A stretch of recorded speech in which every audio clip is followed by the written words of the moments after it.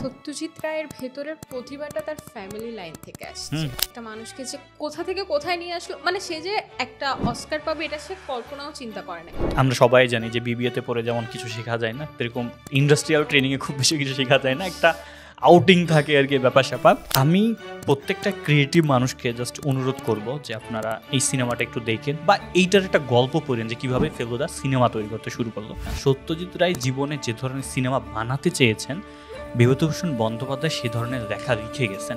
Cinema ধরো কয়েকটা তোমার পরিচিত যে ভাই ব্রাদার ছিল, ফ্রেন্ড ছিল সবাইকে, ইভেন ওটা যে তোমার সিনেমাটোগ্রাফার যারা হচ্ছে তোমার হচ্ছে সহকারী পরিচালক, সবাই জীবনের প্রথম, কেউ কখনো কোনো এক্সপিরিয়েন্স নাই।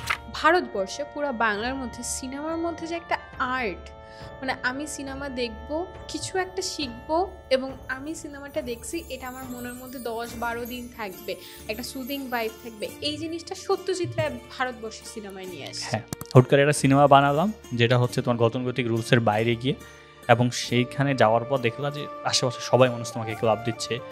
যে মানুষটা ওকে ভাই বলে ডাকতো সেই ওয়েটার এসে বলতে, স্যার আপনার অটোগ্রাফ হবে কিনা? তখন তার ফ্রেন্ডরা বলে যে এটাই তো তোমার সেই জয়ের মুহূর্ত। যেই মানুষ বাংলা সিনেমা দেখতে পছন্দ করতো না, সেই মানুষ আমাটির ভিপু পেয়ে একটা গ্রাফিক্স নভেল বানালো। Hello, this is Ramzan and welcome to passive journal book podcast, যেখানে আমরা fiction, non fiction, business, self help সব ধরনের বই নিয়ে আলাপ আলোচনা করে থাকি। বাট আজকে বিশাল স্পেশাল একটা বই নিয়ে আলাপ করবো। তার আগে আমাদের কোহোস্টের সাথে পরিচিত হওয়া যাক। নানার দেন মাইশা। মাইশা, কি অবস্থা? আলহামদুলিল্লাহ ভালো, তোমার কি অবস্থা? অল গুড, আলহামদুলিল্লাহ। আজকে আমরা দুজনেই অনেক হ্যাপি, রাইট? হ্যাঁ, কারণ কি বলতো? কারণ আজকে আমরা আমাদের দুইজনের এবং আমার ধারণা ভিডিওটা যারা দেখবে তাদের মাঝখানে অনেকেরই পছন্দের একটা মানুষকে নিয়ে কথা বলবো। হ্যাঁ, একটা মানুষ, একটা ক্রিয়েটর, একজন, অনেকগুলো ক্রিয়েশন, নানা দেন আমরা হচ্ছে কথা বলতেছি সত্যজিৎ রায় ফেলুদা, সব কিছু নিয়ে সত্যজিৎ রায় ফেলুদা। সো প্রথম কথা বলো, সত্যজিৎ রায় তোমার জীবনে আসলো কিভাবে? আমার বাসায় আনন্দবাজার পত্রিকার একটা চল ছিল। তারপরে হচ্ছে যখন বাবা খুবই কলকাতার পত্রিকা ম্যাগাজিন কিনতো, তো ওখানে বিভিন্ন কলাম বের হইতো। আচ্ছা, ওই কলামগুলোর মধ্যে সত্যজিৎ রায়ের নাম থাকতো এবং ওইখান থেকে আমি জাস্ট সত্যজিৎ রায় এই মানুষটার একটা আইডেন্টিটি জানি। এবং এর আগে আমি গুপি, বাঘা এসব দেখে ফেলছি, তো আমি তখনও কিন্তু মানুষটাকে চিনি না। এরপর আমি যখন ক্লাস 6-এ পড়ি তখন আমি প্রথম ফেলুদাকে চিনি এবং ফেলুদার মাধ্যমে আমি সত্যজিৎ রায়কে চিনি।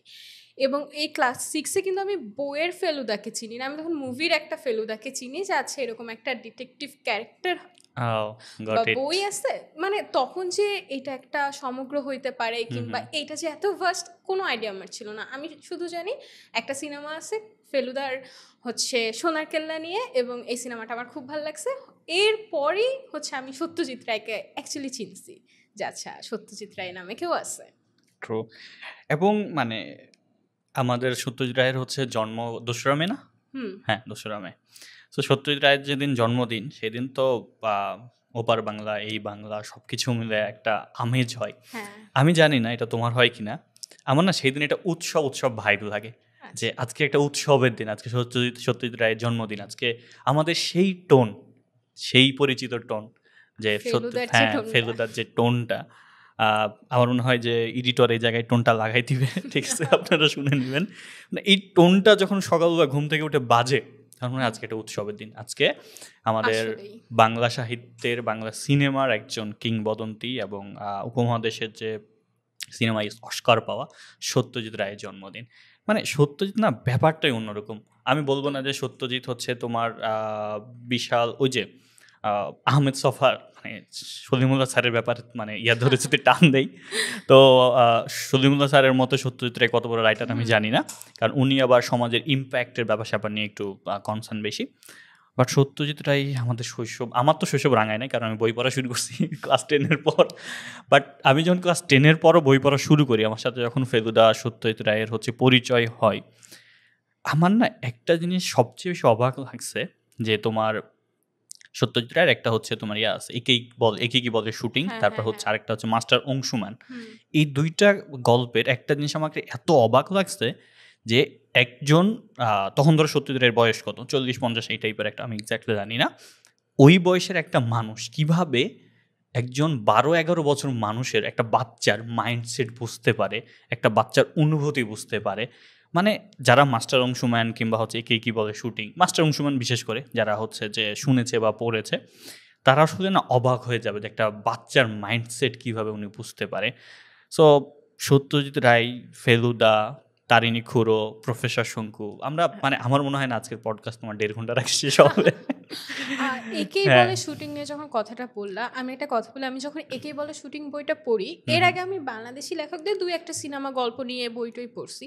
বাট একেই বলে শুটিং পড়ার পর আমার মনে হয়েছে যে একটা সিনেমার পিছে যতটা আমরা স্ক্রিনে দেখি, এর থেকেও যে এর আগের চিন্তাটা, এইটা যে কতটা ডিপ, আর মানে সত্যজিৎ রায় যে কিভাবে তার প্ল্যানটা সাজাইতো, এইটা চিন্তা করা যায় না, মানে অসাধারণ।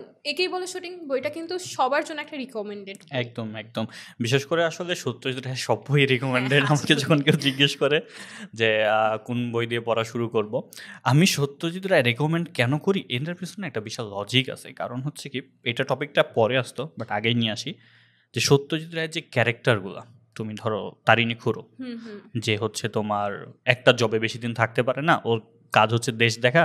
সো ও যেমন হচ্ছে তোমার কারো কোনো রাজার হচ্ছে যেমন সেক্রেটারি হিসেবে কাজ করছে, ও হচ্ছে ফিল্ম মেকার মানে নায়ক হিসেবে কাজ করছে, ক্রিকেটার হিসেবে কাজ করছে। মানে তারিণী খুড়ো ইজ এ ক্যারেক্টার যে হচ্ছে বাঙালির ওই যে ভ্রমণ প্রিয় একটা জাতিকে প্রতিনিধিত্ব করে, যে হচ্ছে প্রচুর ভ্রমণ করে, বিভিন্ন জায়গায় বিভিন্ন চাকরির জন্য সে অ্যাপ্লাই করে।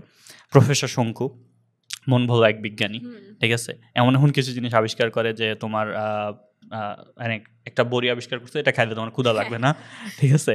তারপর হচ্ছে যে ওই যে অ্যানাইহিলিন সম্ভবত একটা অস্ত্র নাম, হ্যাঁ, যেটা হচ্ছে তোমার ওই যে ওনার যে সেক্রেটারি উনি বলেন, উনি ওই একটা গল্পে ওনার অ্যানাইহিলিন ওই যন্ত্রটাকে হলুদুদু বলে, ঠিক আছে। প্রফেসর শঙ্কুর ক্যারেক্টারটা কিন্তু মাইন্ড ব্লোয়িং, মানে একদম এই বইটা পড়ার সময় কিন্তু মনে হয় আমি যেন শঙ্কুর অ্যাসিস্ট্যান্ট, আমি সব জায়গায় আসি এবং আমি একদম সর্বজান্তা, আমি সবকিছু জানি, এরকম একটা ভাইব। হ্যাঁ, সো তারপর ধরো তারিণী খুড়ো, প্রফেসর শঙ্কু, তারপর সত্যজিৎ রায়ের ফেলুদা নিয়ে তো কথা বলা নেই।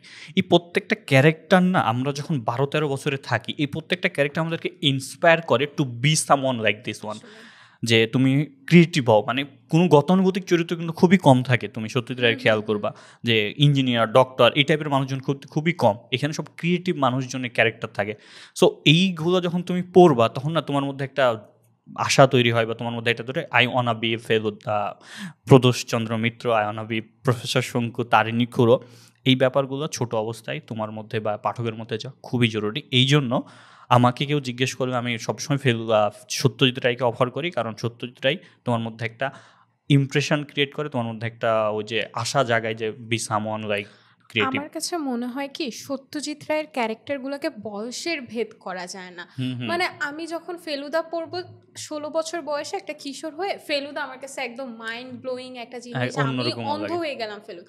আবার আমি 40 বছর বয়সে ফেলুদার বইটা খুলে আমি তখন টকবগে যুবক ফেলুদার মতো, মানে এটা কোনো বয়সেই আটকায় রাখা যায় না। এবং 40 বছর থেকে তুমি ধূপ করে 16 বছরে আবার চলে আসবে।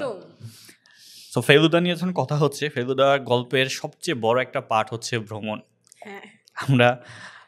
আমি কখনো হচ্ছে দার্জিলিং যাই নাই, কিন্তু আমাকে যদি কেউ জিজ্ঞেস করে যে আপনি ভারতের কোন জায়গাটায় সর্বপ্রথম যাইতে চান, দার্জিলিং।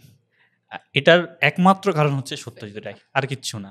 যে ফেলুদা এই যে দার্জিলিং জমজমাট, যেটা কাঞ্চনজঙ্ঘা দেখার যে বর্ণনা, রাস্তার যে বর্ণনা, সো আমি তো একটু কর্পোরেট মানুষ, আমার একটা মানে উদ্ভট মানে কথা হয়েছে যে সত্যজিৎ রায়ের পরিবার এবং মান্নাদের পরিবারকে কলকাতা ট্যুরিজম বোর্ড থেকে টাকা দেওয়া উচিত। কারণ মান্নাদের জন্য মানুষ, আমি জানি না তুমি কি কখনো দেখছো যে বাংলাদেশের যারা মানুষ কফি ইয়াতে তোমার কফি হাউসে কফি খেতে গেছে, কিন্তু মান্নাদের ওই স্মৃতিকে রোমন্থন করে না, এরকম কাউকে পাইছো? না, একদম না। এবং কলেজ স্ট্রিটের খুব মাঝখানে ওই কফি হাউসটা, এবং কফি হাউসে ঢুকে মানুষ একটা স্ট্যাটাস দিবেই যে আমি মান্নাদের কফি। এক্স্যাক্টলি, আমি এই কথাটাই বলতেছি যে মান্নাদের জন্য যে কফি হাউসটা এত বেশি পরিচিত, এবং সত্যজিৎ রায়ের জন্য যে কেদারনাথ, কৈলাস, দার্জিলিং, হংকং, ইভেন নেপালের যে একটা সৌন্দর্যের ভাইব আছে, এটাও কিন্তু এই পাহাড়ে ফেলুদা পড়েই বোঝা যায় যে আচ্ছা পাহাড় কতটা সুন্দর হইতে পারে। একদম, ওই যে তোমার এবার কাণ্ড কাঠমান্ডুতে, হ্যাঁ এটা ওই যে তোমার প্লেন দিয়ে যখন হচ্ছে ওরা নেপাল যায় তখন হচ্ছে যে বর্ণনাটা দেয় যে ইয়ার তোমার ওই যে বা এভারেস্টের। সো হ্যাঁ, তো ফেলুদার একটা ওনার যে ছেলে সন্দীপ রায়, ওখানে উনি একটা কথা বলেছে যে সত্যজিৎ রায় জীবন অবস্থায় যেসব জায়গায় গিয়েছে তাদেরকে মানে সত্যজিৎ ফেলুদাকে তিনি সেসব জায়গায় নিয়ে গেছে বইয়ে আর কি। উনি যেসব জায়গায় যেতে চেয়েছিলেন কিন্তু যেতে পারেন নাই, সেখানে উনি প্রফেসর শঙ্কুকে পাঠাইছে, ঠিক আছে, যে যাও তিব্বতে যাও, যাও হচ্ছে ওই দ্বীপে যাও, ঠিক আছে, ওখান থেকে উদ্ধার করো। সো ভ্রমণ এই ব্যাপারটা তোমাকে কিভাবে ইম্প্যাক্ট করে? কারণ আমি অলরেডি জানি যে তুমি সোনার কেল্লা দেখে এসেছো, ওই জন্য আমার হিংসা হয় তোমাকে যে সোনার কেল্লা আমাদের সবার কাছে একটা বিশাল বিশাল একটা ব্যাপার। সো কেমন তোমাকে ভ্রমণটা কেমন ইম্প্যাক্ট করে? আচ্ছা, এর আগে আমি একটু পাহাড়ে ফিরে আসি। হ্যাঁ প্লিজ।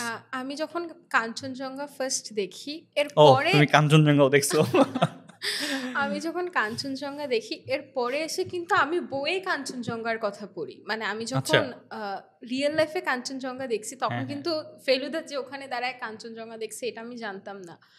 যখন বইটা পড়ি তখন আমি আল্লাহ এটা তো আমি দেখছি, এরকম একটা ফিল ছিল।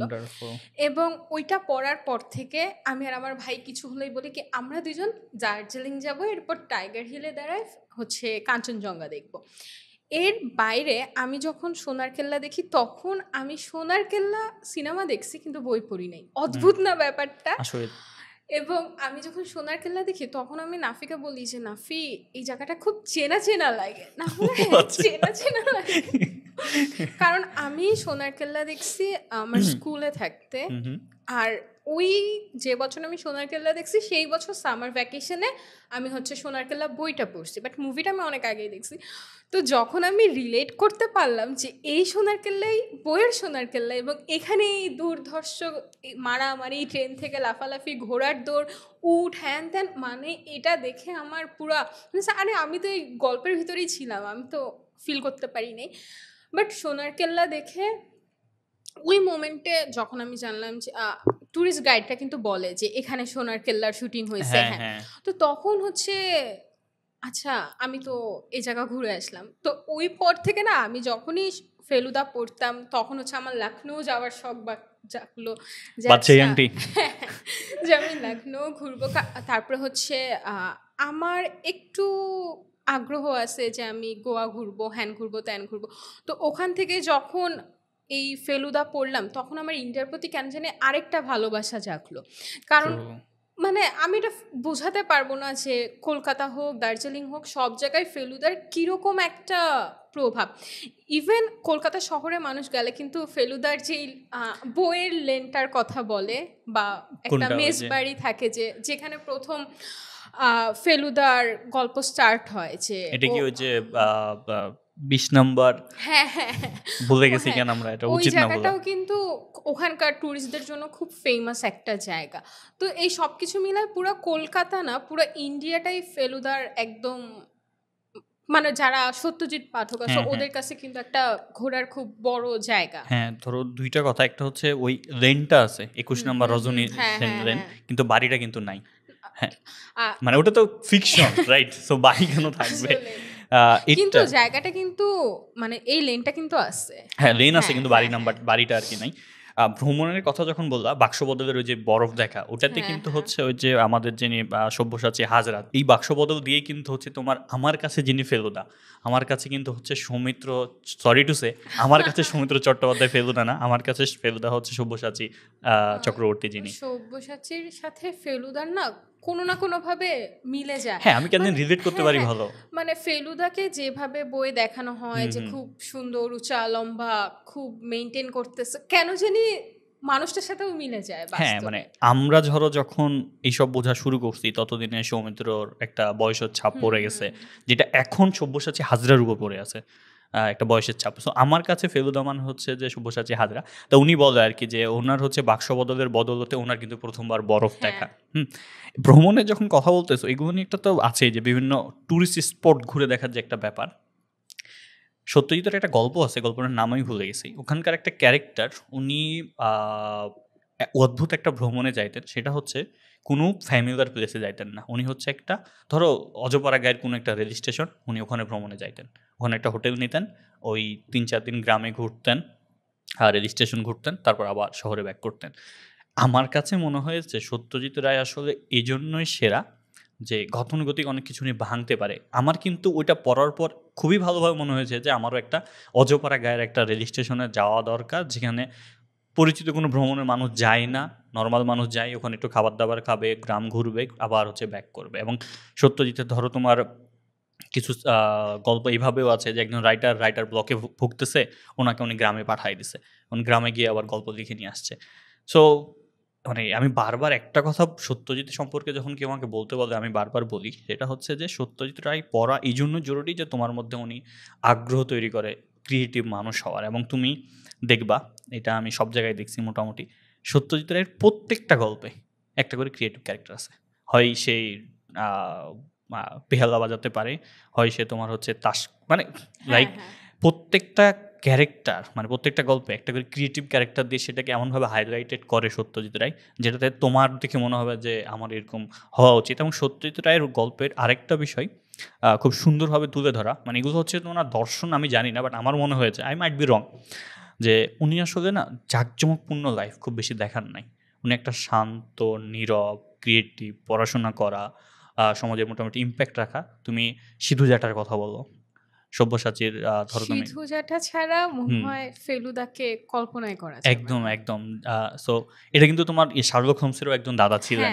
হ্যাঁ, তারপর সো এই যে ব্যাপারগুলো, সত্যজিৎ রায়ের যে দর্শন, একটা জীবন, এটা না মধ্যবিত্ত বা একটা ক্রিয়েটিভ মানুষদেরকে বলে যে মানে এত জাঁকজমকপূর্ণ জীবনের চেয়ে একটু ক্রিয়েটিভ জীবন যেরকম, এইটা খুব বেশি আসলে ইয়া করে আর কি, ইম্প্যাক্ট ফেলে আমাদের জীবনে।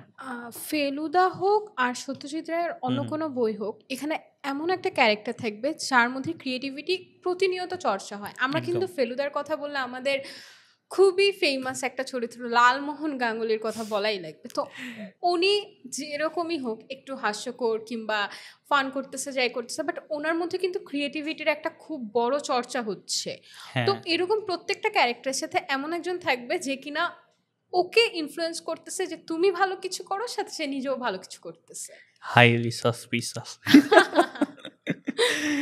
অদ্ভুত, মানে এই জন্য না একটা লাইন, মানে একটা জিনিস টান দিতে হয় যে সত্যজিৎ রায় তো আমরা পড়ছি, তারপর ধরো মুভিও দেখছি, কিন্তু লালমোহন গাঙ্গুলির টোনটা কেমন, কিভাবে, এটা কিন্তু আমাদেরকে শিখিয়েছে রেডিও মির্চি বা সানডে সাসপেন্স।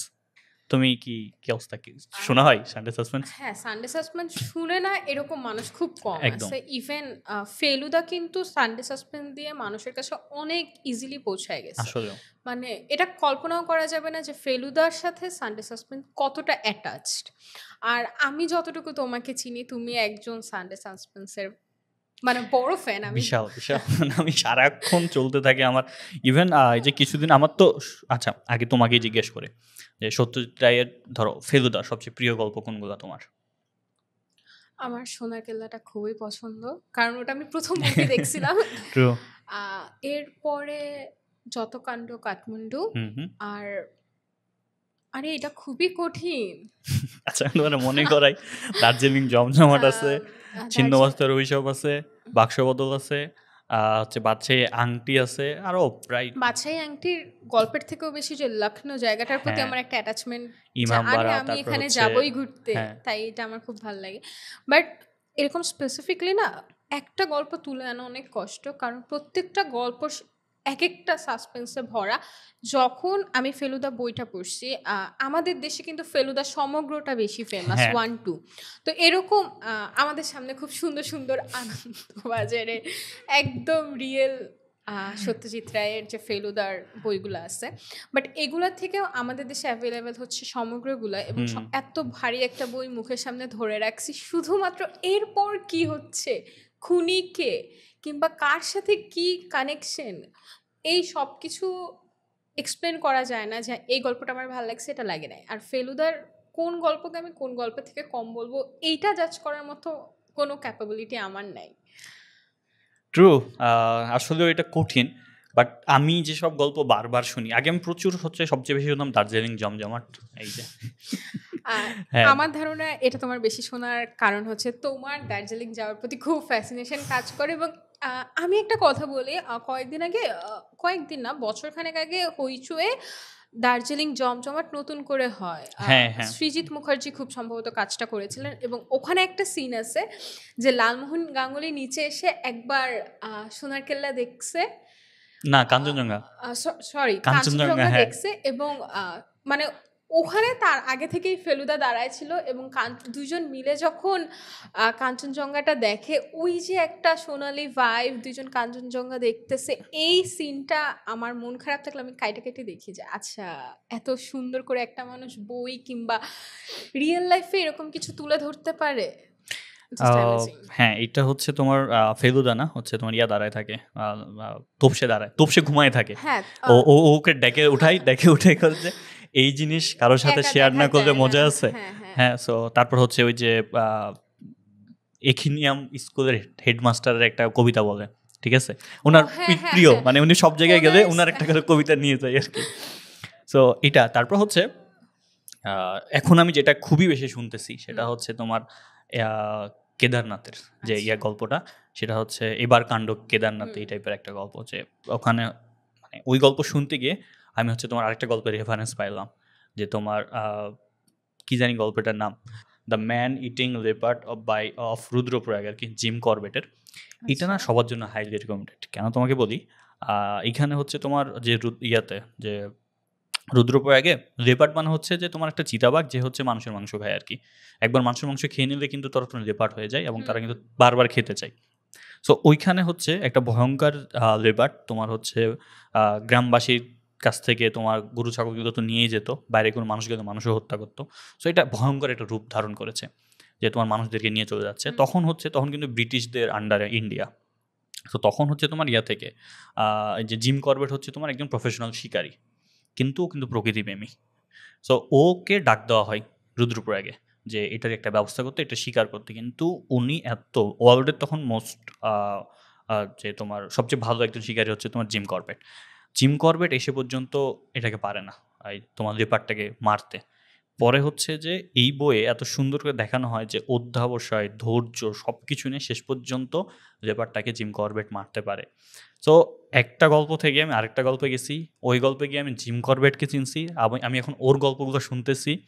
সো এই যে দেখো রুদ্রপ্রয়াগ, কেদারনাথ, জিম করবেট, সত্যজিৎ রায় যে এমনভাবে অ্যালাইন করে সব কিছুকে, এবং কখনো যদি পাও সত্যজিৎ কোনো গল্পকে সাজেস্ট করছে বা ওনার কোনো বইয়ে কোনো গল্পের নাম বলছে, মাস্ট পড়া বা শোনা দরকার। ফেলুদা কিংবা অন্য যে কোনো বই কিন্তু একটা করে রেফারেন্স থাকে যে এই বই সেই বই। আমার কখনো শোনাও হয় নাই, পড়াও হয় নাই রেফারেন্স বইগুলা, ব্যাড লাক। বাট এটা আসলে অনেক বেশি মানে কি বলবে জানি তোমাকে জরুরি। আমরা মির্চির কথা বলতেছিলাম যে সত্যজিৎ রায়, এটার একটা ধরো আমরা এখন সানডে সাসপেন্স প্রায় সবাই শুনি, বাট আমরা হয়তো অনেকেই জানি, অনেকেই জানি না যে আগে কি এখনকার ইয়াটা কীরকম, প্রোমোটা কীরকম, যে রহস্য রোমাঞ্চ কিছু গল্প দিয়ে সাজানো এটা। কিন্তু আগে এটা কি প্রোমো ছিল, আগে প্রোমোটা ছিল যে সত্যজিৎ রায়ের কিছু রহস্য রোমাঞ্চ গল্প দিয়ে সাজানো। সো এটা মানে সানডে সাসপেন্স তোমার শুরুই হয় হচ্ছে সত্যজিৎ রায়ের গল্পগুলোকে দিয়ে। এখন সেটা নাম চেঞ্জ করছে যেহেতু সত্যজিৎ ছাড়া আরও অনেকের হচ্ছে যে তোমার গল্প এখানে বলা হয়। বাট রেডিও মির্চি বা সানডে সাসপেন্স সত্যজিৎ রায়কে যেভাবে হচ্ছে আমাদের কাছে এত সহজভাবে, তুমি যেটা বলছিল যে সহজভাবে নিয়ে আসছে, টোনটাকে পরিচিত করাইছে, অদ্ভুত টোন। মানে আমার সত্যজিৎ রায়ের ফেলুদা তো আমার পছন্দই। আমাকে যদি 3 জনের মধ্যে বলো যে তুমি কার সাথে দেখা করতে চাও, I might be go for Lalmohan Ganguly. আমার না ওই মানুষটাকে না অদ্ভুতভাবে, জটায়ু, যে কেমনে অদ্ভুতভাবে বলে, কথাবার্তাগুলো এত সুন্দরভাবে বলে, এইটাকে যে তুলে আনছে সানডে সাসপেন্স, এই জন্য সানডে সাসপেন্সকে আসলে বিশাল ধন্যবাদ। এবং তোমার সানডে সাসপেন্সের স্মৃতি কেমন সত্যজিতের ক্ষেত্রে? আমি বইগুলাই পড়ছি মেইনলি। আমার যে সানডে সাসপেন্স শুনে গল্প শোনা হয়েছে এরকম না। আমি ফেলুদার বই পড়ার শেষে আমি হচ্ছে সানডে সাসপেন্স শোনা শুরু করি, এবং সত্যি কথা বলতে আমি 2 থেকে 3টা গল্প শুনছি, কারণ আমার তো নিজে পড়া, আর আমার না শোনার থেকে পড়ার প্রতি একটা আগ্রহ বেশি কাজ করে, কারণ মাল্টিটাস্কিং আমাকে দিয়ে হয় না খুব একটা। আমি পড়তে বেশি পছন্দ করি। তবে সানডে সাসপেন্স আর বাঙালির কাছে ফেলুদা এটা কোনো না কোনোভাবে কানেক্টেড। আমার কাছে ইদানিংকালে আমি খেয়াল করছি যে মানুষ রিলসেও সানডে সাসপেন্সের কথা লাগায় তারপরে হচ্ছে রিলস বানাচ্ছে, মানে কতটা একসেপ্ট মানুষ করে ফেলছে সানডে সাসপেন্সকে ফেলুদার ক্ষেত্রে, যে একদম ঘরে চলে আসছে এরকম একটা ব্যাপার। আর সানডে সাসপেন্সের সবচেয়ে যে সুন্দর দিকটা, ওরা খুব সুদিং টোনে কথা বলে, মনে হয় কি আমি ওখানে আসি একদম। মানে এই ব্যাপারটার জন্যই আমার ধারণা সানডে সাসপেন্স আর ফেলুদা খুবই অ্যাটাচড। খুবই ভালো, কারণ হচ্ছে দেখো বাক্স বদল বলো বা প্রত্যেকটা গল্প সানডে সাসপেন্সিং কিন্তু 2-3 বার করে হয়েছে, তারপরও প্রত্যেকটা গল্পের কমেন্টে একটা কমেন্ট মাস্ট থাকে, ফেলুদা কবে হবা। মানে এটা হচ্ছে ফেলুদা কবে হবেটাকে ওরা সানডে সাসপেন্স টিম এখন এইভাবে নিয়েছে যে ফেলুদা কবে হবা, ঠিক আছে। সো প্রত্যেকটা, যেমন 2রা মেতে তোমার রিসেন্টলি যেটা হয়েছে সেটা হচ্ছে তোমার ভূস্বর্গ ভয়ঙ্কর, তোমার কাশ্মীরি নিয়ে বলা আর কি। সো মানে ফেলুদা আসলেই না মানুষজন, এই যে মানুষজন বলে অডিও স্টোরি, মানে অডিও স্টোরি যে একটা ইন্ডাস্ট্রি, সানডে সাসপেন্স একটা ফ্যান বেস আছে, বা সানডে সাসপেন্স না, সানডে সাসপেন্স, গপ্প মিনিট ঠিক, রেডিও মিলান, সব কিছু সবাই আমাদের বাংলাদেশে হচ্ছে যে বইঘর কাজ করে, কাব্যিক কাজ করে, আরও অনেকে কাজ করে। সো এই যে অডিও স্টোরি যখন মানুষ জানতে পারে যে 2টা, একটা হচ্ছে তোমার ফেলুদা আর একটা হচ্ছে তোমার তারানাথ তান্ত্রিক, হ্যাঁ, এই 2টা গল্প আসলে গল্প কেমন হচ্ছে দেখার দরকার নেই, ঝাঁপায়া পড়বো 3-4 দিনে 1 মিলিয়ন। আর তারানাথ তান্ত্রিক যখন টানলে, এখানে একটা কথা বলি যে এই বইটার ফ্যান বেসটা না পুরো আলাদা একদম। মানে এই ভিডিওটা ধরো একটা অডিও বুক হোক কিংবা কোনো রিভিউ হোক, এই বই নিয়ে দেখবা 2 সেকেন্ডে একটা ভিউ চলে গেছে। মানে এত সহজে মানুষ এই বইগুলাকে একসেপ্ট করে যে এটা চিন্তার বাইরে, এত ফ্যান বেস। আল্লাহ। হ্যাঁ, মানে তারানাথ তান্ত্রিক নিয়ে কথা বলতে গেলে আরো 4 ঘন্টা লাগবে, কারণ আমি পাশাং মারা, দেবদর্শন কতবার যে কি শুনছি এগুলা। মানে আমি যখনই রেলওয়ে ভ্রমণ করি তখন আমি হচ্ছে শুনি, পাশাং মারা শুনি, যে পাশাং মারা ওই যে একটা জায়গায় যাই, ওখানকার যে হচ্ছে তোমার প্রকৃতির দেবতা, তাদেরকে থাকতে দেয় না। কিন্তু পাশাং মারা একটা সবচেয়ে, তুমি পাশাং মারা অডিও শুনছো? ওটা একটা টোন আছে না, আমি এটা বই পড়ি না, আমি এটা অডিওই শুনছি। ওটা একটা টোন আছে না, একটা গান, হ্যাঁ খুবই ফেমাস এই টোনটা। মানে কেমনে জানি ক্রিয়েশন করে, অদ্ভুত। মানে এই যে মানুষজন বলে যে বই পড়ে কি লাভ, হ্যাঁ বই পড়ে ফিকশনাল, ভাই ফিকশনাল ওয়ার্ল্ড একদম সেপারেট, মানে এটার সাথে অন্য কিছুর তুলনায় হয় না। আমার কাছে মনে হয় ফিকশনাল ওয়ার্ল্ড মানুষকে যে পিচটা দেয় কিংবা যে একটা শুটিং ভাইব দেয়, এটা কিছুর সাথে কম্পেয়ার হয় না। আমি একটা মানে এটার সাথে রিলেট হবে কিনা জানি না।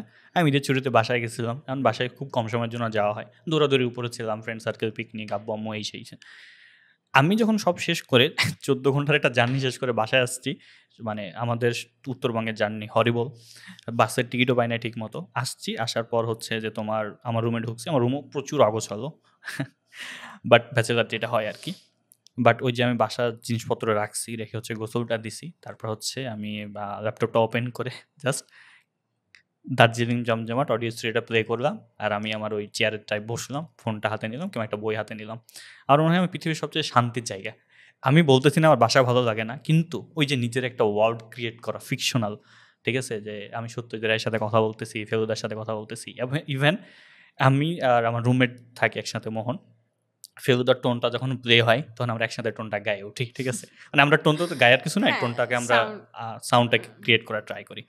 সো ফিকশনাল অল একদম অন্য ধরনের। প্রত্যেকটা মানুষের লাইফে কমফোর্ট জোন হচ্ছে তার ফিকশনাল ওয়ার্ল্ডটা। আমার সারা দিন শেষে আমি যখন বাসায় ঢুকে আমার ডেস্কের সামনে বসি, ল্যাপটপে হয়তো আমার পছন্দের কোনো একটা বই দেখতেছি কিংবা রিভিউ পড়তেছি, সামনে একটা বই খোলা, সেটা হোক আমার পড়াশোনার, সেটা যেটাই হোক, যত প্রেশারেই আমি থাকি না কেন, ওই ফিকশনাল টাইমটাতে বা ওই শুটিং টাইমটাতে আমি দুনিয়ার সব কষ্ট ভুলে যাই। আমার কাছে মনে হয় আল্লাহ আমি কি সুখী, আমি এখন আমার নিজের কাজগুলো করতেছি। ট্রু। আমার হচ্ছে সবচেয়ে বেশি বার যে অডিও বুকটা আমি শুনেছি সেটা হচ্ছে the count of Monte Cristo. মানে অদ্ভুত একটা গল্প, এত 6 ঘন্টার একটা গল্প, বাট এটা নিয়ে আমরা কথা বলবো আস্তে ধীরে, ঠিক আছে। হ্যাঁ, বাট এখন হচ্ছে যে আমরা সত্যজিৎ রায়, ধরো একটা ব্যাপার সবাই জানি যে যারা অপরাজিত সিনেমা দেখেছি কিংবা হচ্ছে সত্যজিৎ রায়ের সিনেমায় আসার গল্পগুলো পড়েছি, যে তোমার সত্যজিৎ রায় কিন্তু যখন বাংলা সিনেমা খুব বেশি পছন্দ করতেন না, উনি তখন হচ্ছে একটা অ্যাডভার্টাইজিং এতে চাকরি করতেন, উনি হচ্ছে বাইরের প্রচুর সিনেমা দেখতেন, উনি ইতালি সিনেমা দেখতেন, ফ্রান্সের সিনেমা দেখতেন, বাইরের সিনেমা, বাংলাদেশের সিনেমা পছন্দ করতেন না। কিন্তু ওই মানুষটা, যে মানুষটা বাংলাদেশের বাংলার সিনেমা পছন্দ করতো না, সেই মানুষটা অস্কার জয়ী পরিচালক হলেন বাংলা সিনেমার। এই ব্যাপারটা একটু বলো কি অবস্থা। আমি একটু পিছায় আসি। আমার কাছে মনে হয় কি সত্যজিৎ রায়ের ভেতরের প্রতিভাটা তার ফ্যামিলি লাইন থেকে আসছে। মানে উপেন্দ্র এটা স্বীকার কিশোর, সুকুমার করতেই রায়, হবে। সত্যজিৎ রায়। এখন একটা মানুষের আশেপাশে যখন ক্রিয়েটিভ মানুষ, সে চাক না চাক সে কোনো না কোনোভাবে ওইটা দ্বারা ইনফ্লুয়েন্স হয়ে যায়। সত্যজিৎ রায়ের এই যে অপরাজিত সিনেমাটা বললো, এই সিনেমাটা আমি যখন দেখি তখন আমার কাছে মনে হয়েছে যে আমি কিছু পছন্দ করি না করি, বাট আমার পরিবেশ আমাকে ইনফ্লুয়েন্স করবে যে তুমি এই জিনিসটা একটু করো কিংবা একটু দেখো, একটু ট্রাই করো, ভালো লাগুক না লাগুক এটা পরে আসবে। বাইরের মানুষ বলে না যেটা তোমার ভালো লাগবে। হ্যাঁ, এবং সত্যজিতের ক্ষেত্রে না এই জিনিসটা হয়ে গেছে। মানে ওর চারপাশে ওর মা, বউ, তারপরে আমি ওর পিছের ফ্যামিলিটার কথা বলতেছি না, যে দাদা, তারপরে বাপ, এই জায়গাটা আমি থেমে যাই কারণ এটা লং স্টোরি হয়ে যাবে। উপেন্দ্র কিশোর, বাট সুকুমার রায়। ও যখন ওর মা কিংবা তার স্ত্রী এই জিনিসটার আশেপাশে থাকতো তখন কিন্তু ও ওদের দ্বারা ইনফ্লুয়েন্স হইতো। একটা হাজব্যান্ড তার ওয়াইফকে নিয়ে সিনেমা দেখতে যাচ্ছে, সেটা কোন সিনেমা এটা কিন্তু পরের কথা, বাট সে একটা ক্রিয়েটিভ কিছু দেখতেছে, সে ওটাকে জাজ করতেছে, রিভিউ করতেছে, কিংবা এটা নিয়ে কারোর সাথে কথা বলতেছে। এই বলতে বলতে যে ওর নিজের মাইন্ডসেটে এরকম একটা কল্পনা হচ্ছে যে আচ্ছা আমি একটু করে দেখি, আমি একটা গল্প সাজায় দেখি, এই জায়গাটা একটা মানুষকে যে কোথা থেকে কোথায় নিয়ে আসলো। মানে সে যে একটা অস্কার পাবে এটা সে কল্পনাও চিন্তা করে নাই, সে জাস্ট চিন্তা করছে আচ্ছা আমি একটু ট্রাই করে দেখি না। অ্যান্ড ও যখন একটা ফোন কলে জানতে পারে ও অস্কার পাইছে, ওর রিয়াকশনটাও কিন্তু অন্যরকম থাকে। এই কথাটা আমি অ্যাড করি, আমি কিছুদিন আগে এই বছরই বিজয়া রায়ের লেখা একটা বই পড়লাম, আমাদের কথা। হ্যাঁ, এবং এই বিজয়া রায়ের এই বইটা পড়ে আমি একটু অবাক হয়েছি যে একটা মানুষ কোনো কিছুর নেগেটিভ কিছু চিন্তা করে না, আমি এটা করব, পজিটিভ হলে হয়েছে, না হলে নাই। বাট নেগেটিভ কিছু হইতে পারে এটা যে কোনো মানুষের মাইন্ডে আসবে না, এই জিনিসটা চিন্তা করাই কিন্তু আমাদের জন্য খুব অদ্ভুত। আমরা কিছু করার আগেই চিন্তা করি আচ্ছা এটা তো নাও হইতে পারে, না হওয়ার চান্স বেশি। বাট ওই বইটা পড়ে আমার মনে হয়েছে যে একটা মানুষ কিছু করবে এবং সে চিন্তাও করে নাই যে এটা নেগেটিভ হবে কিংবা হইতে পারে, সে জাস্ট চিন্তা করছে আচ্ছা এটার খুব ভালো ফিডব্যাক থাকতে পারে আর না হলে নাই। মানে একটা মানুষ কোনো কাজ শুরু করার আগে যখন সে ডিটারমাইন্ডই যেটা পজিটিভ হবে তখন তার কাজ করার আগ্রহটা কিন্তু বেড়ে যাবে, এবং তার চারপাশের মানুষ যখন তাকে ইনফ্লুয়েন্স করবে আচ্ছা তুমি এটা করো কিংবা তোমার জন্য এটা করা হয়তো ভালো, তখন জিনিসটা ভালো না হয়ে উপায় নেই। ট্রু। এবং হচ্ছে আমরা অডিয়েন্স যারা আছেন তারা হচ্ছে একটু পজ নিয়ে সেকেন্ড পার্ট না, আমাদের একটাই পার্ট, এই পার্টটা একটু খুব ভালো মতো শুনেন যে একটা মানুষ বাংলা সিনেমা পছন্দ করতো না, কীভাবে অস্কার জয় একটা ইয়া হলো। সত্যজিৎ রায় যখন হচ্ছে তোমার ইয়াতে অ্যাডভার্টাইজিং ওই ইয়াতে ফার্মে কাজ করে তখন হচ্ছে উনি তো প্রচুর সিনেমা টিনেমা দেখতো। ইভেন কলকাতার যে ফিল্ম সোসাইটি প্রথম, ওটা সত্যজিৎ রায় ওর ফ্রেন্ডরা মিলে হচ্ছে যে ওটা ইয়া করেছিল যে একটা রুমে হচ্ছে যে ওই যে তোমার সেই যুগের কি জানি ওটা তোমার। আমি এখানে একটা কথা অ্যাড করি, আমাদের অনেকেরই কিন্তু জানা না যে টিনটিনকে কিন্তু কলকাতা কিংবা ভারতবর্ষে নিয়ে আসছে ফেলুদা। মানে এই ব্যাপারটা আমিও জানতাম না, আমি শতবর্ষে টিনটিন পড়ে তখন জানতে পারলাম আচ্ছা একটা মানুষ কত কিছু ভারতবর্ষে নিয়ে আসছে। এবং উপেন্দ্র কিশোর, আমি জানি না এই ডেটাটা ঠিক কিনা, উপেন্দ্র কিশোর সম্ভবত হচ্ছে তোমার প্রথম ভারতবর্ষে ক্রিকেট খেলা নিয়ে আসে, আর সম্ভবত প্রথম সেলফি মনে হয় সত্যজিৎ রায় ব্যাপারটা নিয়ে আসে, সেলফি মানে ফোনের ক্যামেরায়। এই দুইটা একটু ঘোলাটে, বাট আমি অনেকটা শিওর এই দুইটা ডেটা থেকে। এখন হচ্ছে সত্যজিৎ রায় যখন ধরো সিনেমা টিনেমা দেখতেছে, বিভূতিভূষণ বন্দ্যোপাধ্যায় তখন হচ্ছে যে তোমার তখন মারা গেছেন উনি, পথের পাঁচালী লিখছে আর কি। তো ওনাকে হচ্ছে ওনার একটা বস আর কি এসে দেয়, তখন মনে হয় আমাটির ভেপু নাম ছিল, হ্যাঁ। তো আমাটির ভেপুটা এনে দেয় যে সিনেমা বানানো কিন্তু তখনও সত্যজিৎ রায়ের মাথায় ছিল, কিন্তু এই ক্যাটাগরির সিনেমাগুলো কিন্তু না। তখন ধরো তোমার যখন আমাটির ভেপুটা ওনাকে দেয়, উনি তখন হচ্ছে একটা লন্ডনে ট্রিপ পায়, মানে থাকে না ট্রেনিংয়ের জন্য। তো ট্রেনিংয়ের জন্য উনি ওইটা নিয়ে স্কেচ করতেছে। ফেলুদার হচ্ছে খুবই খুবই মানে ক্রিয়েটিভ একটা জায়গা ছিল তোমার স্কেচ করা, ছবি আঁকা, হ্যাঁ। ওটা কিন্তু ওনার ওই যে তখন কিন্তু ছোটবেলায় উনি ভর্তিও হয়েছিলেন এটা শেখার জন্য আর কি। এই স্কেচগুলো দিয়ে অনেক সময় কিন্তু কমিক্সও হয়েছে। আমাদের দেশে ফেলুদার কমিক্সটা খুব একটা পপুলার না, বাট আমি যতটুকু ঘাটাঘাটি করে দেখছি যে কলকাতায় ফেলুদার এই কমিক্সগুলো খুবই ফেমাস। একদম। সো গল্পে যদি আসি, গল্পে না সত্য কাহিনী, যে তারপর ধরো উনি বিজয় রায় এবং সত্যজিৎ রায় হচ্ছে যে লন্ডনে ট্যুরে গেল আর কি, ট্যুরে না ট্রেনিংয়ে আর কি। তো আমরা সবাই জানি যে বিবিএতে পড়ে যেমন কিছু শেখা যায় না, এরকম ইন্ডাস্ট্রিয়াল ট্রেনিংয়ে খুব বেশি কিছু শেখা যায় না, একটা আউটিং থাকে আর কি, ব্যাপার স্যাপার। তো উনি যাচ্ছে, উনি বাইরের দেশে সিনেমা দেখতেছে, লন্ডনে সিনেমা দেখতেছে, তো উনি ব্যাক করতে করতে হচ্ছে তোমার ওই যে আমাটির ভেপুর উপর একটা হচ্ছে তোমার গ্রাফিক্স নোবেল, যেটা আমরা এখন নাম দিয়েছি, ওইটা তিনি দাঁড় করায় ফেলে। হ্যাঁ, স্কেচ আঁকে, সব কিছু আঁকে। আমি প্রত্যেকটা ক্রিয়েটিভ মানুষকে জাস্ট অনুরোধ করব যে আপনারা এই সিনেমাটা একটু দেখেন, বা এইটার একটা গল্প পড়েন যে কীভাবে ফেলুদা সিনেমা তৈরি করতে শুরু করলো। তারপর যখন হচ্ছে ব্যাক করেন উনি, তখন ওনার কাছে মোটামুটি ডায়লগ রেডি, সব কিছু রেডি। তারপর হচ্ছে উনি সিনেমা বানাতে যাবেন। সত্যজিৎ রায়, আমি জানি না এটা কি ওপর থেকে সেট করা কিনা, সত্যজিৎ রায় জীবনে যে ধরনের সিনেমা বানাতে চেয়েছেন, বিভূতিভূষণ বন্দ্যোপাধ্যায় সে ধরনের লেখা লিখে গেছেন। এটা অদ্ভুত একটা কানেকশন। তারপর ধরো তোমার আসলো, এবং হচ্ছে বিভূতিভূষণ বন্দ্যোপাধ্যায়ের স্ত্রীর কাছে তখন 2টা প্রপোজাল যায়, একটা তো সত্যজিৎ রায় দেয়, আর একটা হচ্ছে আর এক কোম্পানি। ওই কোম্পানিটা কি, ওই একটা প্রযোজকের কাছে গিয়ে হচ্ছে সত্যজিৎ রায় গল্পটা শোনায়, উনি এসে আবার বিভূতিভূষণের স্ত্রীকে বলে যে আমরা সিনেমা বানাতে চাই আর কি। তো পরে হচ্ছে বিভূতিভূষণের স্ত্রী, যেহেতু সত্যজিৎ রায় তুমি বললাই, আমরা সবাই জানি যে উনি একটা আগের থেকে একটা বড় ধরনের ফ্যামিলি থেকে বিলং করেন, তো উনি তখন বললে যে তুমি তো সুকুমার রায়ের ছেলে, সো আমরা তোমার উপর বিশ্বাস রাখি যে তুমি একটা ভালো কিছু করবা। তখন পর্যন্ত কিন্তু নট অনলি ভারতবর্ষে ওই ক্যাটাগরির সিনেমা কেউ বানায় নাই, বা চলতো না ওই ধরনের সিনেমা। কিন্তু তখন হচ্ছে যে তোমার সিনেমাতে আসার মানে তো শুধু সিনেমাতে আসা না, তোমার কাছে টাকা থাকতে হবে, সবচেয়ে বড় কথা। তারপর তোমার এক্সপিরিয়েন্স তো নাই, সো তোমার জায়গাও নাই ওই জায়গাগুলোতে। উনি কি করলো, সিনেমা ধরো কয়েকটা তোমার পরিচিত যে ভাই ব্রাদার ছিল, ফ্রেন্ড ছিল, সবাইকে, ইভেন ওটা যে তোমার সিনেমাটোগ্রাফার যারা হচ্ছে তোমার হচ্ছে সহকারী পরিচালক, সবাই জীবনের প্রথম, কেউ কখনো কোনো এক্সপিরিয়েন্স নাই, আসলো তোমার হচ্ছে কিছু শ্যুট নিল, শ্যুট নেওয়ার পর হচ্ছে তোমার দেখতেছে যে টাকা নেই শ্যুট করা। এই সময় অদ্ভুত একটা কাহিনী ঘটে যে বিজয়া রায় নিজের গহনা বন্ধক রাখে, যেটা সত্যজিৎ রায় বলেছে যে ওর গিল্টি ফিল হচ্ছিল, বাট নিতে চায় না। হ্যাঁ, কিন্তু বিজয়া রায় তাকে পুশ করে যে তুমি গহনা বন্ধক রাখো, শ্যুট চালাও। তারপরও যখন বিজয়া রায়ের গহনা বন্ধক রেখে শ্যুট চালালো, তারপরও তো হয় নাই। তখন কি করলো, তখন হচ্ছে যে এটা পশ্চিমবঙ্গের তোমার হচ্ছে যে সরকারের কাছে, বা পরিচিত একটা ইয়া ছিল আর কি, সরকারের কাছে বা ফান্ড চাওয়া হলো। সরকার খুব স্বাভাবিক যে এই ধরনের গল্প শোনার পর উনিও খুব বেশি আগ্রহ করেন। এমন ইন্টারেস্টিং একটা কাহিনী ঘটছে এখানে। আমরা তো পথের পাঁচালী যারা পড়েছি সবাই জানি, স্পয়লার দিয়ে দেয় যে অপু মারা যাওয়ার পর হচ্ছে যে, এটা না স্পয়লার না, আমার ধারণা অপু মারা গেছে এটা সবাই জানে, বাট এর চারপাশে যে কাহিনীটা, এইটার মধ্যে যে কি একটা কাহিনী, এটা সবাই জানে। এক্স্যাক্টলি। সো ধরো তোমার যে হরিহর যে গ্রাম ছেড়ে চলে যাচ্ছে, তখন না পশ্চিমবঙ্গ সরকার থেকে বলা হয় যে গ্রাম ছেড়ে কেন চলে যাবে, ও গ্রামে সরকার থেকে লোন টোন নিয়ে ট্রাক্টর একটা চালাইতেছে, এগুলো দেখাও।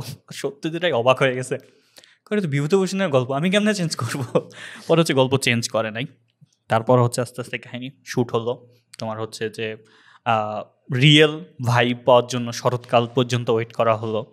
এবং এইখানে আরও একটা চমৎকার কাহিনী ঘটে। সত্যজিৎ রায় তখন নেমে বলে যে ছোটোবেলায় রবীন্দ্রনাথ আমার নোটবুকে 2 লাইনের কবিতা লিখে দিয়েছিল, যেটার মানে আমি এতদিনে বুঝি নাই, কিন্তু আজকের জায়গাটা এসে আমি বুঝেছি। আমি চাই তুমি কবিতাটা পড়ো, তাহলে বুঝতে পারবে যে কতটা সুন্দর। বহুদিন ধরে বহু ক্রোশ দূরে বহু ব্যয় করি বহু দেশ ঘুরে, দেখিতে গিয়েছি পর্বতমালা দেখিতে গিয়েছি সিন্ধু, দেখা হয় নাই চক্ষু মেলিয়া ঘর হতে শুধু 2 পা ফেলিয়া, একটি ধানের শীষের উপর একটি শিশির বিন্দু। মানে আমাদের সবার জন্যই। হ্যাঁ, আসলেও নিজের দেশ দেখা হয়। সো দেখো, সত্যজিৎ রায়ের সাথে রবীন্দ্রনাথ ছোটোবেলায় তার নোটবুকে লিখে দিয়েছিল, এতদিন পরে তিনি সেটা রিকল করছেন, এই জন্য তিনি সত্যজিৎ রায়। সো শেষ করি, সত্যজিৎ রায় শুটিং টুটিং শেষ হলো, তোমার হচ্ছে পরে হচ্ছে তোমার ইনভেস্ট করা হয় হচ্ছে তোমার সরকার থেকে, পশ্চিমবঙ্গ সরকার থেকে মুভির জন্য ইয়া করে আর কি।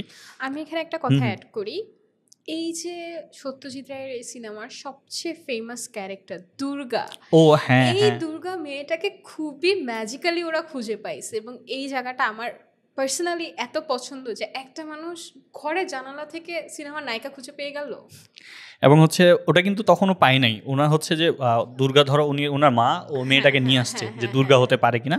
সত্যজিৎ রায় বলতেছেন না, এটা তো দুর্গার সাথে যায় না, কারণ বিজয়া জানতো কেন, বিজয়া তো ওই যে স্কেচটা দেখছে যে কেমন নায়িকা বা কেমন দুর্গাকে দরকার।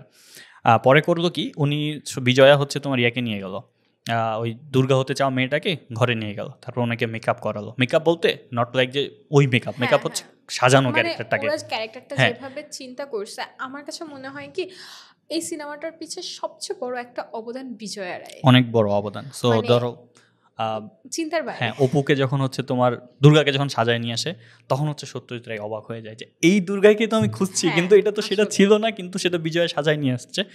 তারপরে ক্যারেক্টার অপুকে কীভাবে খুঁজে পায়, জানালা দিয়ে।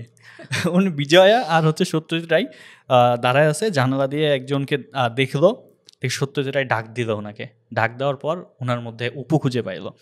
পরে যখন সিনেমাটা শেষ হলো, সিনেমাটা যখন অন ইয়ার হবে, তখন হচ্ছে সবাই প্রচুর ভয়, কারণ হচ্ছে এই ধরনের সিনেমা কখনো হয় নাই, ঠিক আছে, এই ধরনের সিনেমা কিভাবে নিবে না নিবে।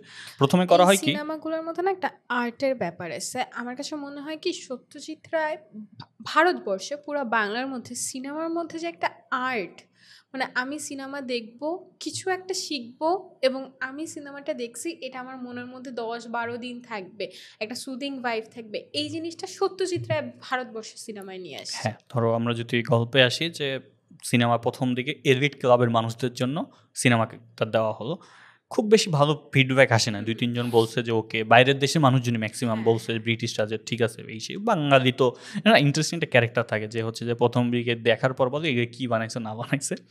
পরে যখন সিনেমাটা আস্তে আস্তে যখন পপুলারিটি পায়, সবাই যখন দেখা শুরু করে, যখন মানুষজন বোঝা শুরু করে যে আসলে সিনেমাটা কতটা চমৎকার একটা স্টোরি টেলিং ব্যাপার স্যাপার। সিনেমাতে একটা কাহিনী, অপরাজিত সিনেমাতে একটা জিনিস দেখানো হয়, যেটা দেখার পর আমার লোম দাঁড়ায় গেছিলো, যে সত্যজিৎ রায়ের ফ্রেন্ডরা একটা রেস্তোরাঁতে আড্ডা দিত, সিনেমার গল্প করতো। হ্যাঁ, তো হচ্ছে ওইটাতে সিনেমা প্রকাশের পর যখন পপুলারিটি পাচ্ছে সত্যজিৎ রায়, তখন মাঝে একবার যায় আর কি। কিন্তু তার আগে একটা সিন নিয়ে আসে, যে তোমার ইয়ার গল্প, মানে ওখানে কিছু মানুষজন বলে যে এইগুলো কী বানাইছে না বানাইছে, তখন আরেকজন ডিফেন্ড করে যে আসল সিনেমা তো এইটাই, ঠিক আছে, যে কীভাবে আসলে গল্প তৈরি করতে হয় বাইরের দেশের, এইটাই অনেক কিছু। পরে সত্যজিৎ রায় যখন আসে, তখন হচ্ছে সবাই রেস্তোরাঁ যারা ছিল সবাই হচ্ছে যে দাঁড়ায় তাকে হচ্ছে ক্লাব দেয়। এটা দেখার পর তুমি চিন্তা করো যে তুমি একটা রেস্তোরাঁয় প্রায় যাও, আমাদের নর্থ এন্ডে আমরা প্রায় যাই, ঠিক আছে, নর্থ এন্ডে যাই, কোনো সমস্যা না, আমরা ওখানে আড্ডা দিই, সিনেমার গল্প করি। হুট করে একটা সিনেমা বানালাম যেটা হচ্ছে তোমার গতানুগতিক রুলসের বাইরে গিয়ে, এবং সেইখানে যাওয়ার পর দেখলা যে আশেপাশে সবাই মানুষ তোমাকে ক্লাব দিচ্ছে। যে মানুষটা ওকে ভাই বলে ডাকতো, সেই ওয়েটার এসে বলতে স্যার আপনার অটোগ্রাফ হবে কি না, তখন তার ফ্রেন্ডরা বলে যে এটাই তো তোমার সেই জয়ের মুহূর্ত। পরে হচ্ছে সিনেমা শেষ হয়, এবং এই যে প্রথম দিকে বলছিলাম না যে তোমার স্টোরি চেঞ্জ করতে বলছিল শেষের দিকে, কিন্তু এটা যখন মুখ্যমন্ত্রী দেখে সিনেমাটা, আই এম নট শিওর মুখ্যমন্ত্রী কিনা ওনার পদটা, বাট হোপফুলি কারেক্ট, তখন হচ্ছে উনি বলে যে ওই যে ওখানকার যে প্রথমে বলছিল চেঞ্জ করতে, উনি ওনাকে বলে যে এই আমি বলছিলাম একটু যে শেষ দিকটা একটু চেঞ্জ করে দিতে, সেই তখন উনি বলে যে কেন চেঞ্জ করবে, এইটাই তো সিনেমা, এটাই তো সব কিছু। সো দেখো এইখানে না আমরা কিন্তু এখন অনেক বইয়ের আকারে সিনেমা দেখি যেগুলোর প্লট ওরা একটু চেঞ্জ করতে, বাট আমার কাছে মনে হয় কি সত্যজিৎ রায়ের মতো মানুষ, সে তার সিনেমাতে কোনো প্লট চেঞ্জ করে নাই একদম। মানে এইটা না আমরা এই যে ধরো একটা জিনিস, যে সৃজিৎ যদি সত্যজিতের গল্প নিয়ে সিনেমা বানাই, সেখানে 30% সৃজিৎ, 70% সত্যজিৎ রায়, বাকি হচ্ছে সত্যজিৎ রায় যদি বিভূতিভূষণ নিয়ে বানায় তাহলে 100%। এটা কিন্তু এখনকার ইন্ডাস্ট্রির সবাই, মানে বইয়ের গল্প হইলেও ওটা চেঞ্জ করবে। আমার ধারণা হুমায়ুন আহমেদ যদি নিজের ছবিগুলো নিজে না করতো, হ্যাঁ ওনার গল্প চেঞ্জ হইতোই। ট্রু।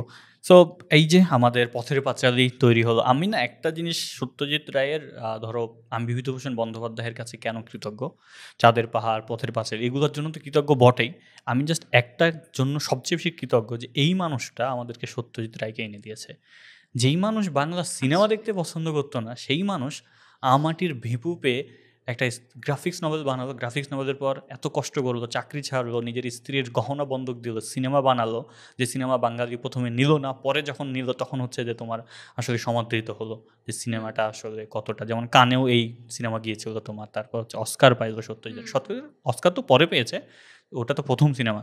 তারপরে আমরা পেলাম যে সত্যজিৎ রায় আস্তে আস্তে সিনেমাতে শুরু করলো, তার নিজের গল্প, বিভূতিভূষণের গল্প, সব কিছু নিয়ে অপরাজিত, এই যে ট্রিলজি সিরিজ অপুর, যে সব কিছুই মানে সত্যজিৎ রায় আমাদের যারা পড়েছে বা সত্যজিৎ রায় যারা ফ্যান, তাদের ক্যারেক্টারে এত সুন্দরভাবে জিনিসগুলো পরিলক্ষিত হয় যে তোমার ওই যে অপূর্ণনা না কি জানি নাম, অপুর স্ত্রীর নাম, ওই যে তোমার, হ্যাঁ অপর্ণা, তোমার অনুশোচনা হয় না, এটা তো একটা ডায়লগ আছে। তারপর আরেকটা যে হচ্ছে তোমার সে কোন স্ট্রাগল, মানে সে হচ্ছে তোমার কি জানি কাছ থেকে পালিয়ে যায়, হ্যাঁ কাছ থেকে পালিয়ে যাচ্ছে না, হয়নি, স্ট্রাগল করছে।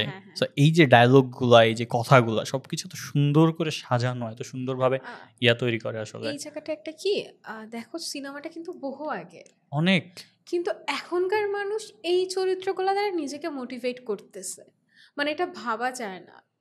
একদম একদম।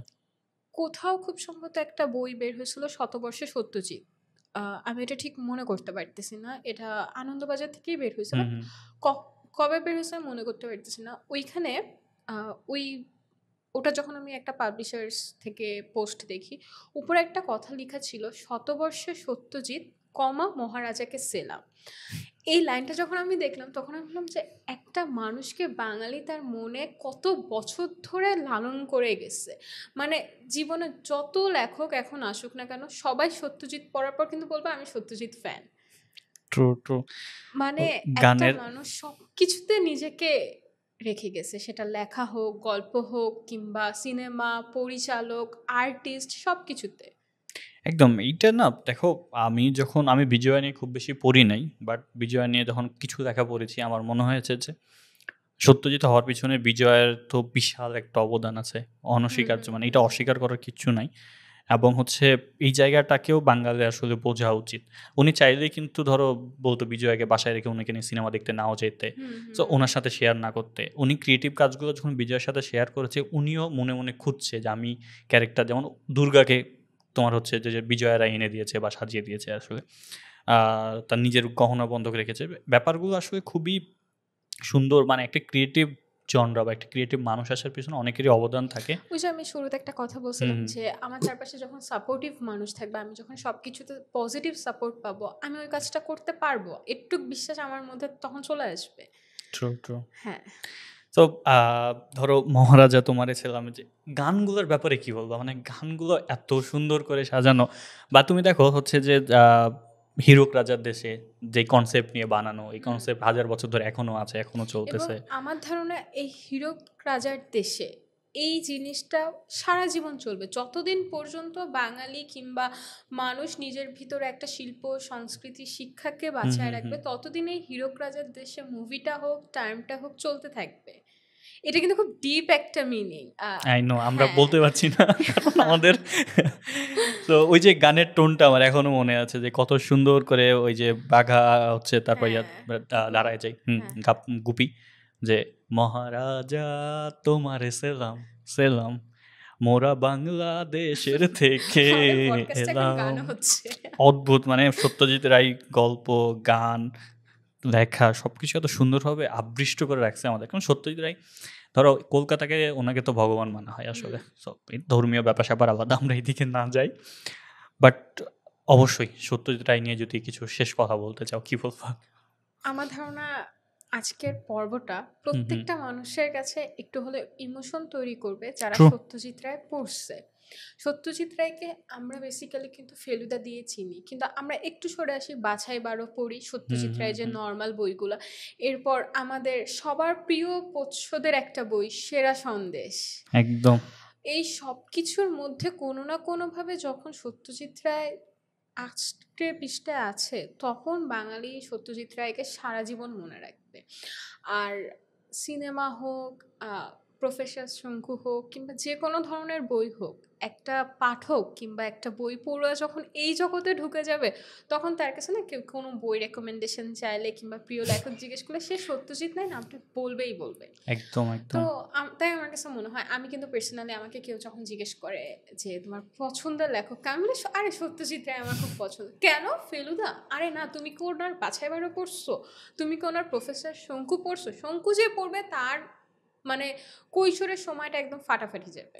শঙ্কুর কথা মনে পড়লো, আমি হচ্ছে যে তোমার মানে আমার ধরো ইয়েতে তিব্বত যাওয়া হয় নাই, মানস সরোবর যাওয়া হয় নাই, কিন্তু আমারও যাওয়া হ্যাঁ হয়নি। প্রফেসর শঙ্কু পড়ার পর মনে হয়েছে যে আমি ঘুরে এসেছি। আমি ওই গল্পটা আমি অনেকবারই পড়েছি, অনেকবারই শুনেছি। ওই যে তোমাকে বলছিলাম যে সত্যজিৎ রায় যে সমস্ত জায়গায় গিয়েছে সে সমস্ত জায়গায় ফেলুদাকে নিয়ে গেছে, যেটা যাইতে পারে নাই সেখানে হচ্ছে প্রফেসর শঙ্কুকে পাঠাই দিছে, ঠিক আছে। তো তারপর হচ্ছে এই যে এলডোরাডো, ব্রাজিলের যে তোমার অ্যামাজন জঙ্গলের মধ্যে যে একটা সোনার বাড়ি, এটা নিয়েও যে গল্পগুলো সিনেমা হয়েছে কিছুদিন আগে, সব কিছুতে না সত্যজিৎ রায় এত আষ্টে পৃষ্ঠে জড়িত। এবং দেখো, সাহিত্যিক বা সিনেমার পরিচালক বা তুমি ক্রিয়েটিভ মানুষের সবচেয়ে বড় পাওয়া কি জানো? এটা হচ্ছে তোমার অডিয়েন্সদেরকে পজিটিভ দিকে মুভ করানোর ক্ষমতা।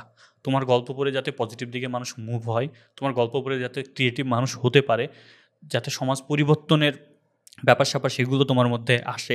যেমন দেখো, আমরা যখন অপুকে বড় হয়ে অপরাজিত হতে দেখি, সে কিন্তু ধর্মীয় কুসংস্কার থেকে বের হয়ে শিক্ষার আলোর দিকে আসতে চাই। এই ব্যাপারগুলো আমি জানি না, অবশ্যই উনি ইচ্ছাকৃতভাবেই দিয়েছে, কিন্তু আমাদের মধ্যে অটোমেটিক চলে আসে যখন পড়ি। সে সত্যজিতের এই জায়গার সক্ষমতা সবচেয়ে জরুরি, এবং উনি আসলে বুঝিয়েছে যে একটা সিনেমা কিভাবে হইতে পারে, সিনেমা কিভাবে চলতে পারে।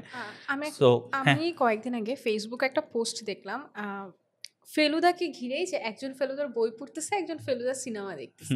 মানে চিন্তা করেন, এই সত্যজিতের কাছে এসে কিন্তু সিনেমা, বই পড়া কিংবা দেখা এই দুইটা মিক্সড হয়ে গেছে। কেউ কাউকে জাজ করতেছে না যে আচ্ছা ও তো বই পড়ে না। মানে একটা মানুষ সব বিচ্ছেদ করে দিচ্ছে, মানে কোনো কম্প্যারিজন থাকবে না, কোনো কিছু থাকবে না। তুমি যেই শিল্পটাকে নিজের করে নিচ্ছ সেই শিল্পটাই তোমার, একদম। এবং হচ্ছে আমাদের বাংলাদেশি বা ভারতবর্ষে বা যে কোনো সাহিত্যিক নিয়ে একটা কথাবার্তা হয় যে এরা 100 বছর পর থাকবে কিনা, 150 বছর পর থাকবে কিনা। বাট ব্রাদার, যদি দুনিয়া থাকে সত্যজিৎ রায় থাকবে, আর কিছু না। আমাদের কথা হচ্ছে লাস্ট, যদি দুনিয়া থাকে সত্যজিৎ রায় সব সময়ের জন্য থাকবে, সবসময় অপু থাকবে, দুর্গা থাকবে। বাট একটা মিস্টেক কখনো করবেন না। কিছুদিন আমি একটা পোস্ট দেখছি যে সত্যজিৎ রায়ের প্রিয় বই কি, মানুষজন এসে লিখছে পথের পাঁচালী। পথের পাঁচালী সত্যজিৎ রায়ের বই না, পথের পাঁচালী হচ্ছে বিভূতিভূষণ বন্দ্যোপাধ্যায়ের বই, ওটার সিনেমা বানাইছে সত্যজিৎ রায়। বাট দুইটা মানুষ আসলে আমাদেরকে, আমরা বিভূতিভূষণ নিয়ে একদিন কথা বলবো। বিভূতিভূষণ একটা মানুষকে প্রকৃতির যে একটা গভীরতা আছে এই জিনিসটা হাতে ধরে বোঝায় দেয়। একদম একদম। আরণ্যক বলো আর অপরাজিত বলো বা চাঁদের পাহাড় বলো, এগুলো নিয়ে আমরা আরেকদিন কথা বলবো। আপনারা জানাতে পারেন আমরা আরণ্যক বইটা নিয়ে কথা বলবো নাকি, কারণ এই বইটা আমার পছন্দের বইয়ের মধ্যে লিস্টে সবার উপরে। আমারও খুবই পছন্দের একটা বই। তো আজকের মতো এই পর্যন্তই। ভালো থাকবেন, সুস্থ থাকবেন, আর অবশ্যই সত্যজিৎ রায় নিয়ে আজকের যে পডকাস্ট, এটা স্পেশাল পডকাস্ট। ইভেন আজকে আমি আর মাইশা যখন আসছি, আমি বলছিলাম সেটার আগে যে আমরা আজকে প্রচুর খুশি, কারণ সত্যজিৎ রায় নিয়ে কথা বলতেছি, ফেলুদা নিয়ে কথা বলতেছি, প্রফেসর শঙ্কু নিয়ে কথা বলতেছি। সো হোপফুলি আপনারা পড়বেন, এবং নেক্সট এপিসোডে দেখা হবে। টাটা, আল্লাহ হাফেজ। আল্লাহ হাফেজ।